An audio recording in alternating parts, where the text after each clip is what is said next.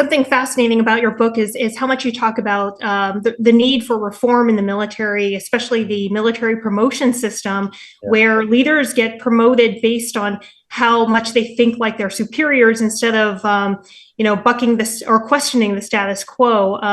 Can you talk about what sort of reform we need for our military leadership systems? Yeah, I think quite honestly, so this is my assessment because I lived in the military, but I think it applies to all government institutions. So the FBI's got the same problem, police forces, not the sheriff's elected, but like police forces, the border patrol is the same way. All of these government institutions, it's not like the corporate world.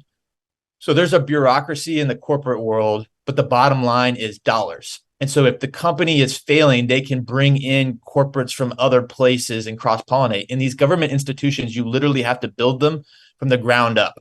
And so none of them are based on performance.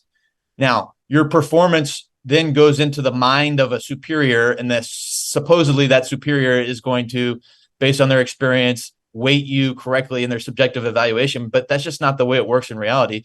What happens in all these government institutions is that you realize you have to impress your boss. And if that boss has a focus that's anything other than the foundational principles of the institution, then you learn through a career that you just have to please your boss. And what it does over time is it conditions people to not focus on the core values of the institution. And so my theory in the military, at least, if I'm an infantry officer, I should go against another infantry officer, and it should be a performance game. If I'm an F-15 pilot, same thing. Let's go through an F-15 course, and the best pilot is the one that gets preferential treatment for promotion, not the pilot who got the highest subjective evaluation from their boss.